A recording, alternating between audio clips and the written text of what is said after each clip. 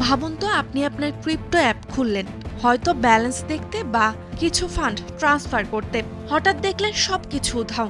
2025 সালে ক্রিপ্টো দুনিয়ায় বহু ব্যক্তি ও প্রতিষ্ঠানের জন্য ঠিক এমন ভয়াবহ অভিজ্ঞতাই বাস্তব হয়ে উঠেছে। ডিজিটাল সম্পদ যতই মূলধারায় প্রবেশ করেছে, হ্যাকাররা ততটাই আক্রমণাত্মকভাবে টাকার পেছনে ছুটেছে। এই প্রেক্ষাপটে তৈরি হয়েছে নতুন এক ভয়ঙ্কর রেকর্ড। ব্লকচেইন নিরাপত্তা প্রতিষ্ঠানগুলোর হিসাব অনুযায়ী 2025 সালে $2.7 বিলিয়নেরও বেশি ক্রিপ্টোকারেন্সি চুরি হয়েছে, যা ক্রিপ্টো হ্যাক ও চুরির ইতিহাসে এখন পর্যন্ত সবচেয়ে ভয়াবহ পরিস্থিতি। এ বছরের সবচেয়ে বড় হামলাটি হয়েছে দুবাই ভিত্তিক এক্সচেঞ্জ বাইবিটে।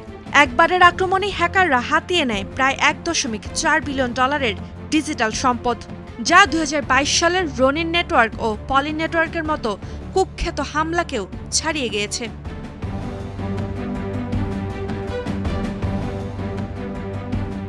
হ্যাকের ঘটনায় উত্তর কোরিয়ার সরকারি হ্যাকারদের সরাসরি দায়ী করেছে ক্রিপ্টো মনিটরিং প্রতিষ্ঠান চেইন অ্যানালাইসিস ও TRM ল্যাবস।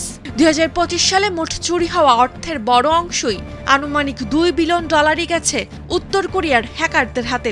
তদন্তকারীদের মতে, এই চুরি হওয়া অর্থ দিয়ে উত্তর কোরিয়া তাদের উপর আরোপিত নিষেধাজ্ঞা উপেক্ষা করে অস্ত্র ও পারমাণবিক কর্মসূচির অর্থায়ন করছে।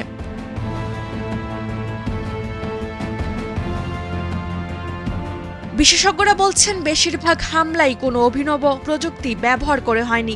শুধুমাত্র দুর্বল কি ব্যবস্থাপনা, ত্রুটিপূর্ণ স্মার্ট কন্ট্রাক্ট ও মানবিক ভুলই ছিল প্রধান কারণ।